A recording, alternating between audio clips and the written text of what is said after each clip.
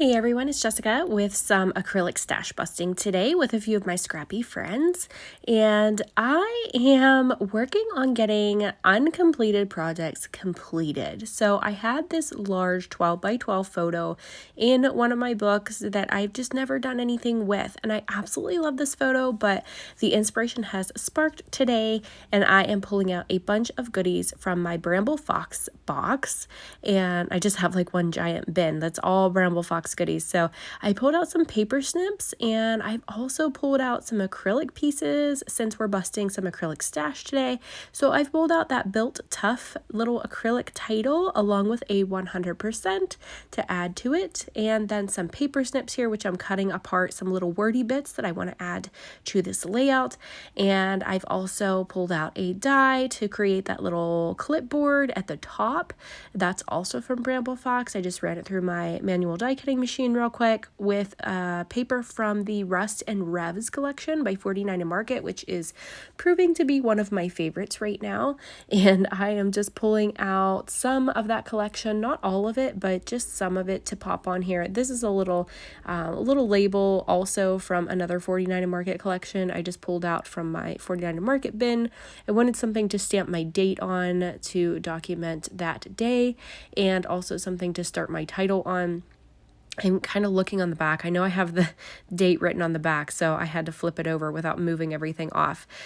So I'm going to grab that date and program that into my date stamp real quick. And I'm also grabbing some little epoxy Flair by Scrappin Happy Studio. I had requested Jenny to make me some tractor or farm themed Flair at one point in time, so she totally obliged and made me a nice, actually a few sets of little farm Flair. So I'm going to use some of those on this today, as this is a giant photo of my son standing inside a humongous tractor tire. We were at a show that's sponsored by my university that I work for, and it's called Ag Progress Days, and they have these giant brand new tractors there that you can look at and climb inside and kind of check them out. And my son climbed into the tractor tire, and it was huge, so he was able to stand inside there, and I snapped his photo in there. And I love this photo of him. I don't know, I was lacking inspiration for a while. This photo's from 2022, I think that's what the date is there. And yeah, I had it printed and just never did anything with it too. So today is the day. I am using all of these acrylics to bust some of that acrylic stash, as my friends and I play along with this little acrylic stash busting series every month, twice a month. Jennifer Kane does it on the 18th and the 28th. I usually only manage to play along with it one time a month, but sometimes I try to, sometimes I do none. It just kind of depends on how busy my schedule is.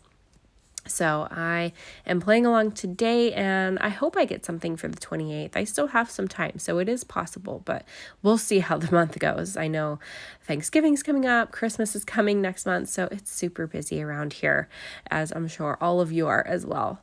These little alphabet letters, I'm actually pulling those out from the Acorn Lane collection by Simple Stories. I love these little sticker books, but furthermore, I love these alphas, and I've been kind of favoring them lately. I've used them on a couple layouts now. I didn't want to cover up his hand, but it ended up being that way, and I couldn't help it. I should have moved it over. I could have overlapped it on the little gear, but it looks fine, and it looks the way that I want it to look. That was most important, but I didn't want to cover up his little hand, but it's perfectly fine. It happened.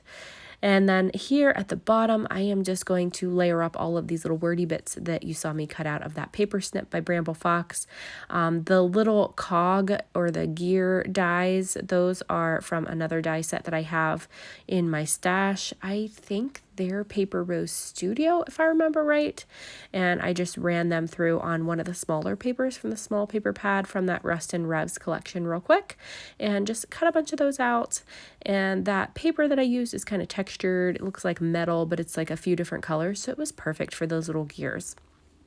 Or cogs. I keep calling them gears. I think it's actually they're called cogs, but I always call them gears. I don't know, maybe it's like a Australian thing.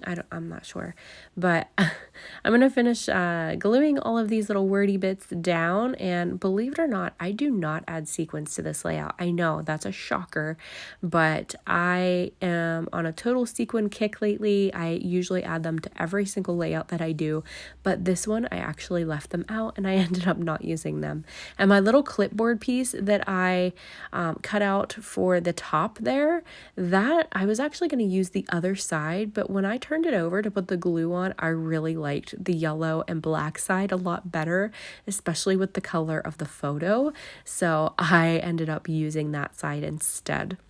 I'm just going to glue down these little tails from the thread that I put through there so they're not kind of flying around on my layout.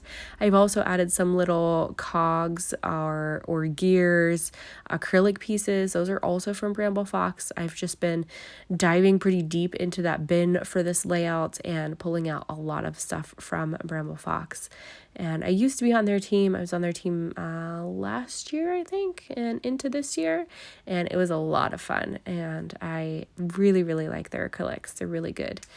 And I am just going to stick these little epoxy flares down with some glue dots. And that's going to finish this one up. Super easy and simple. And this one's done and in my book. So thank you guys so much for watching. Make sure you check out my other friends down below in the description. Thank you. Bye-bye.